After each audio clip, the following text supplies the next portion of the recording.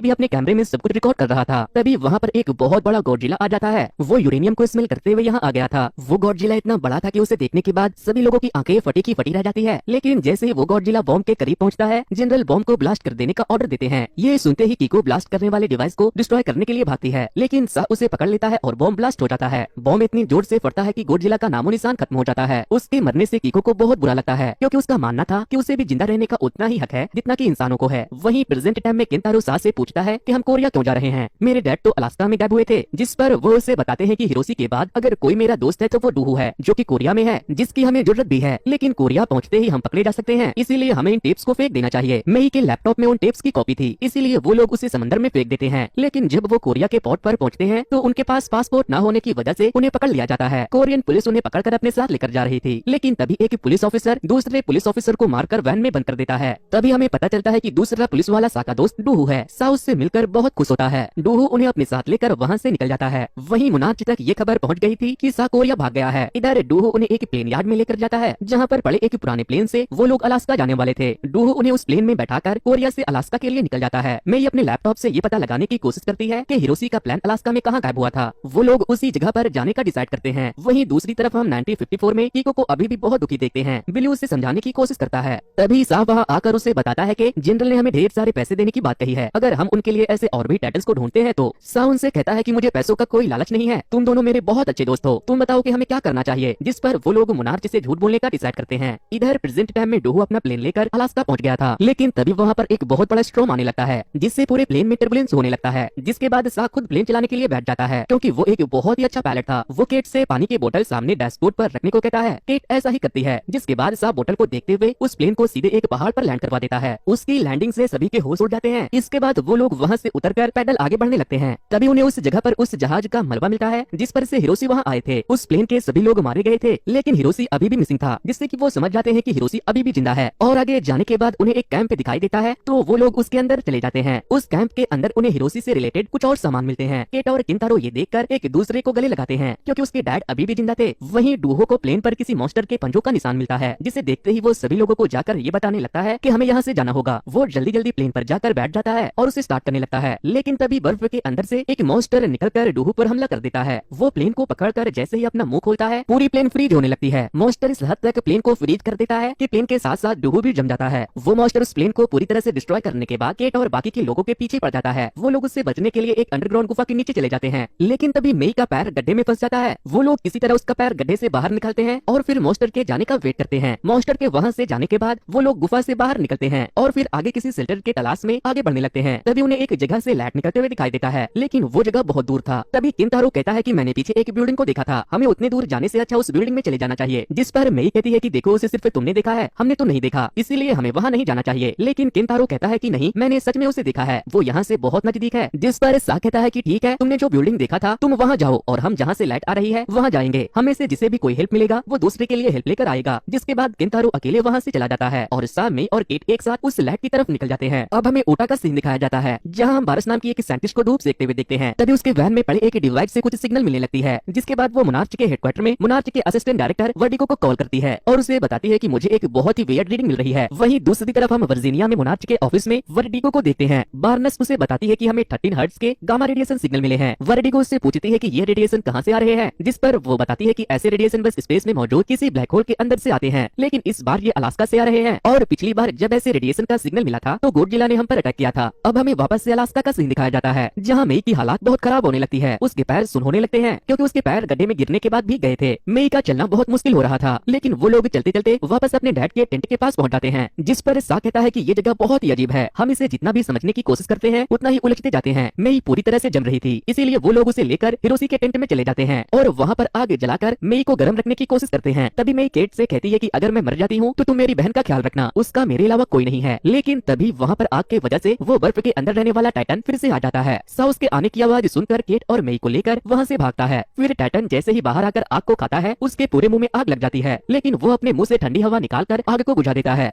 वहीं दूसरी तरफ टीम वर्डिगो को एक ऑनलाइन वीडियो कॉल करता है और उसे बताता है कि हमें बिली रांडा के फाइल्स को ढूंढना चाहिए, क्योंकि वो कुछ ऐसा जानता था जिसे हम नहीं जानते। इधर अलास्का में केंतारो को उसके डैड दिखाई देते हैं। वो उनके पीछे जाता है तो वो एक बेस कैंप के पास पहुंच जाता है और उसके डैड गायब हो जाते हैं, लेकिन उसे वहाँ पर एक कम्युनिकेशन डिवाइस मिल जाता है जिससे वो मदद मांग लेता है। इधर बर्फ के अंदर रहने वाला टाइटन केटन वहाँ से चला गया था, लेकिन वो किसी टाइम भी वापस आ सकता था। इसीलिए सा प्लेन के फ्यूल को अपने पास छिड़क देता है ताकि जरूरत पड़ने पर वो आग जलाकर मॉन्स्टर का ध्यान भटका सके। तभी एक बार फिर से वो मॉन्स्टर जमीन के अंदर से निकलता है। वो केट और मेई के पीछे भागने लगता है। इसी बीच केंटारो हेलीकॉप्टर से मदद लेकर वहाँ पहुँच जाता है, लेकिन मॉन्स्टर अभी भी उन लोगों के पीछे पड़ा था। तभी मेई भागते भागते नीचे गिर जाती है और वो मॉन्स्टर अपने मुंह से हवा निकालकर उसे जमाने लगता है, लेकिन मेई खुद को उससे बचाने के लिए अपना बैग आगे कर देती है, जिससे कि उसका बैग फ्रीज होने लगता है। इसीलिए साहू उसे बचाने के लिए वहाँ पर आग लगा देता है, जिससे कि वो मॉन्स्टर आग की तरफ बढ़ने लगता है और वो तीनों हेलीकॉप्टर में बैठकर वहाँ से सही सलामत निकल जाते हैं। वहाँ से जाते हुए सा एक बहुत बड़े गड्ढे को देखता है जिसके अंदर से रोशनी निकल रही थी। फिर हेलीकॉप्टर में केंटारो केट को बताता है कि मैंने जिस जगह से मदद मांगी थी वहाँ पर मुझे डैड के सुराग मिले थे, मुझे यकीन है कि डैड अभी भी जिंदा है। तभी सा मेई के लैपटॉप को निकालता है तो वो पूरी तरह से जमकर खराब हो गया था। फिर जब उनका हेलीकॉप्टर लैंड होता है तो टिम उन लोगों के सामने खड़ा था। टिम उन लोगों को पकड़कर अलास्का से